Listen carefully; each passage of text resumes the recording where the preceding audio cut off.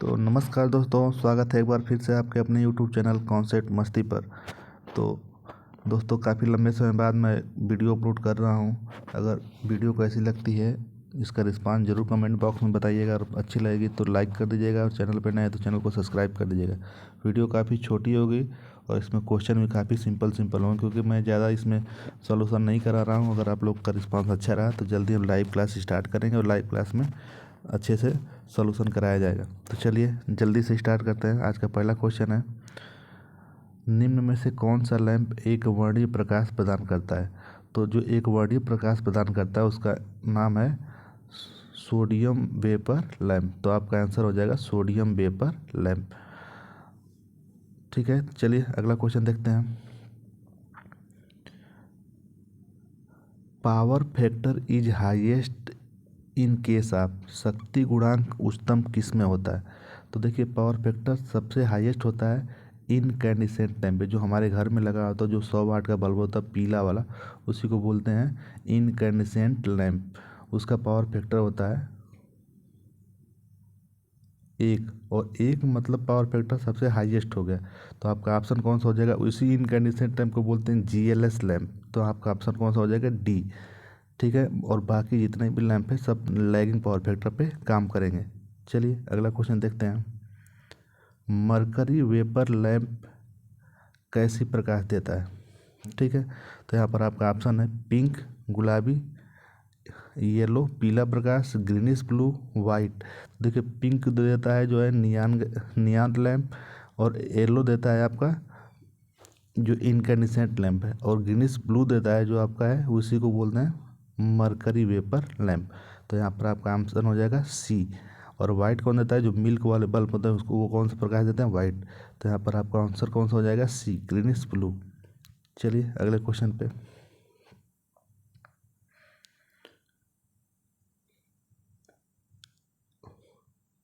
प्रदीप्ति lamp के एक सिरे से दूसरे सिरे तक जुड़े संधारित्र का कार्य क्या होता है? तो संधारित्र कार्य देखते हैं क्या क्या दिया हुआ है ऑप्शन। इम्प्रूव पावर फैक्टर, धारा का उपयोग कम करना, शक्ति की खपत कम करना, वोल्टेज बढ़ाना। तो ये तीनों कार्य तो संधारित्र के नहीं होते। संधारित्र काम होता है एक स्टार्टिंग टार्क प्रदान करता है, लेकिन यहाँ पर कौन सा हो जाएगा? दूसरा जो ऑप्शन ए है, पावर फैक्टर को सुधारना। तो यहाँ पर आपका आंसर हो जाएगा इम्प्रूव पावर फैक्टर, चौथा का ए। तो चलिए अगला क्वेश्चन देखते हैं। द रजिस्टेंस ऑफ आर्क पूछ रहा है, आर्क का रजिस्टेंस क्या होगा? तो देखते हैं ऑप्शन के अनुसार जवाब देंगे। तो ऑप्शन ये है decrease with increase of the current. दूसरा ऑप्शन है धारा में वृद्धि के साथ बढ़ता है। तीसरा ऑप्शन है धारा पर डिपेंड नहीं करता है। और चौथा ऑप्शन है नॉन ऑफ दिस। तो सिंपल सी बात है, रजिस्टेंस बढ़ता है अगर, तो धारा क्या होती है? घटती है। और पूछ रजिस्टेंस आर का किस पे डिपेंड करता है? मतलब धारा अगर रजिस्टेंस घटने का मतलब है धारा बढ़ेगी। तो देखिए, यहाँ पर करंट बढ़ा रहा है, धारा कम कर रहा है। नहीं, धारा बढ़ा रहा है, रजिस्टेंस क्या कर रहा है? कम कर रहा है। तो यहाँ पर ऑप्शन कौन सा हो जाएगा? ए। आंसर हो जाएगा ए, क्योंकि रजिस्टेंस जहाँ भी अगर कम होगा धारा वहाँ पे बढ़ेगी, और रजिस्टेंस अगर अधिक होगा तो धारा क्या हो जाएगी? कम होगी। तो यहाँ पर बोल रहा है डिक्रीज, मतलब resistance decrease with increase of current. Current वृद्धि से क्या होता है? रजिस्टेंस घटता है।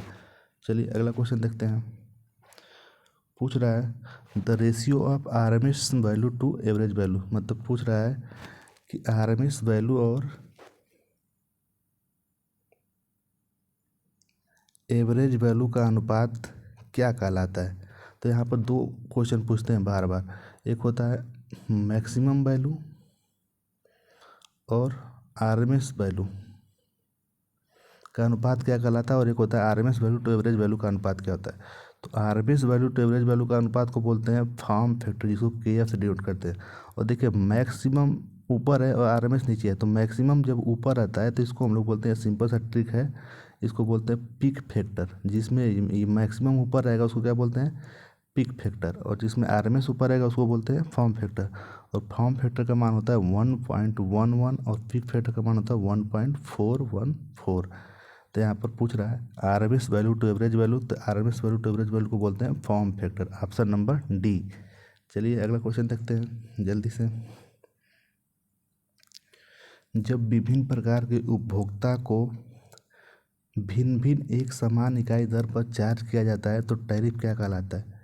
बोला है कि भिन्न भिन्न एक समान इकाई पर, मतलब बोला एक समान इकाई, सिंपल सी बात, जब एक समान बोल दिया तो वहाँ पर फ्लैट रेट टैरिफ काम करता है। तो यहाँ पर आपका ऑप्शन हो जाएगा ए।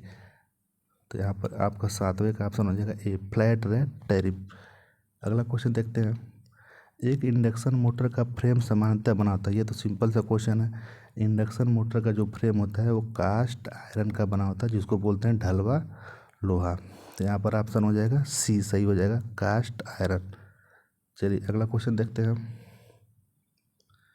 समान रेटिंग के लिए एक डीसी मोटर की तुलना में इंडक्शन मोटर की कीमत होती है। बोल रहा है कि रेटिंग समान है तो डीसी मोटर की तुलना में इंडक्शन मोटर की रेटिंग क्या होगी। तो ऑप्शन पहला था बराबर, दूसरा है अधिक, तीसरा है कम और चौथा है लगभग बराबर। तो देखिए एक डीसी मशीन है और एक है इंडक्शन मशीन, मतलब इंडक्शन मोटर। तो डीसी मोटर मशीन में का जो होता है रोटर वो महंगा होता है, क्योंकि उसमें कम्यूटेटर लगा होता है, ब्रश लगा होता है। जबकि इंडक्शन मोटर का जो रोटर होता है वो सस्ता होता है। इसका इंडक्शन मोटर जो होती है समान रेटिंग की होगी, तो इससे डीसी मशीन से क्या हो जाएगी, सस्ती होगी। तो यहाँ पर इंडक्शन मोटर क्या हो जाएगा, सस्ता हो जाएगा। इसीलिए ज़्यादातर इसका यूज करते हैं, किसका, इंडक्शन मोटर का। चलिए अगला क्वेश्चन देखते हैं। आघूर्ण किस पर निर्भर करता है। तो आघूर्ण का मतलब होता है टार्क, और टार्क का फार्मूला होता है के फाई इंटू आई ए। तो यहाँ पर फ्लक्स और क्या है, आर्मेचर धारा। तो टार्क किस पे डिपेंड होता है, फ्लक्स और आर्मेचर धारा पे। तो यहाँ पर आपका ऑप्शन हो जाएगा सी। चलिए अगला देखते हैं। क्या होगा यदि एक इंडक्शन मोटर को कोई दो फेज आपस में बदल दिया जाए। तो अगर इंडक्शन मोटर कोई दो फेज आपस में बदलेंगे तो मोटर की दिशा क्या हो जाएगी, बदल जाएगी। अगर तीनों फेज को आपस में बदलते हैं तो मोटर की घूमने की दिशा पर कोई प्रभाव नहीं पड़ेगा। लेकिन अगर कोई दो फेज आपस में चेंज कर देंगे तो मोटर विपरीत दिशा में क्या हो जाएगी, गति करने लगेंगी। तो यहाँ पर ऑप्शन हो जाएगा ए। चलिए अगला क्वेश्चन देखते हैं। एक इंडक्शन मोटर नो लोड पर पावर फैक्टर लगभग कितना होगा। तो पूछ रहा है इंडक्शन मोटर का नो लोड पर पावर फैक्टर कितना होगा। तो लो लोड पर जो पावर फैक्टर होता है बहुत ही कम होता है। और बात कर रहे हैं यहाँ पर इंडक्शन मोटर की, तो और इंडक्शन मोटर का जो पावर फैक्टर होता है हमेशा कैसा होता है, लैगिंग होता है। तो लीड वाले ऑप्शन तो पहले ही गलत हो जाएंगे। तो बचा कौन सा, ये दो ऑप्शन। ये 0.9 क्या होता है, बहुत अधिक है, और पॉइंट बी क्या है, बहुत कम है। तो नो लोड पे पावर फैक्टर क्या होता है, बहुत ही कम होता है। तो ऑप्शन कौन सा हो जाएगा, बी सही हो जाएगा। चलिए अगला क्वेश्चन देखते हैं।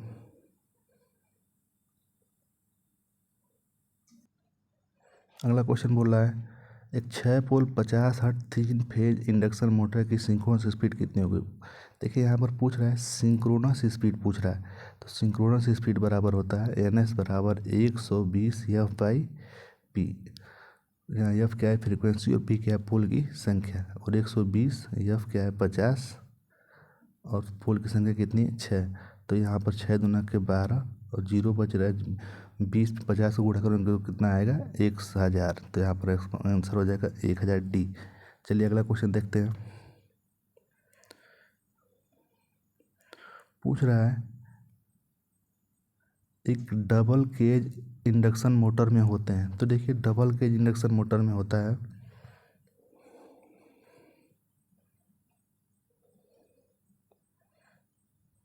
डबल केज इंडक्शन मोटर का रोटर ऐसा कुछ होता है।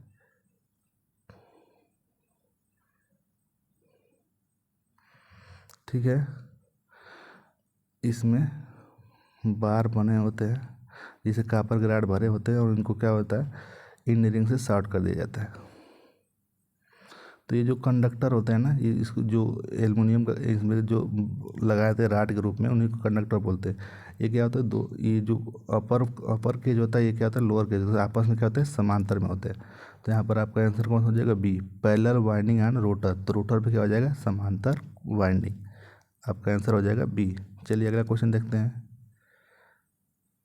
6 सेलों को जिनमें प्रत्येक EMF दो वोल्ट का श्रेणी में संयोजित किया जाता है, बैटरी की टर्मिनल वोल्टेज होगी। देखिए सिंपल से पूछ रहा है, श्रेणी में बोल रहा है और सबको कितना बोल रहा है, 2 वोल्ट का, 6 सेल हैं। तो 6 सेलों को अगर श्रेणी में जोड़ेंगे, दो दो दो का सबका है, तो श्रेणी में सबको क्या करते हैं, आपस में सीधे जोड़ देते हैं। तो 2 6 कितना हो जाएगा, 12 वोल्ट। अगर यही समांतर में होता तो समांतर में वोल्टेज क्या होता है, समान होता है, 2 ही वोल्ट आता है। लेकिन श्रेणी में कितना आ जाएगा आंसर, 12 वोल्ट। तो ऑप्शन हो जाएगा बी। तो चलिए आज के लिए इतना ही, मिलेंगे अगले क्लास में। तब तक के लिए आप लोग वीडियो कैसा लगा आप लोग कमेंट करके ज़रूर बताइएगा, और अच्छी लगी वीडियो तो लाइक करिएगा। तो मिलते हैं अगले वीडियो में, तब तक के लिए नमस्कार, जय हिंद।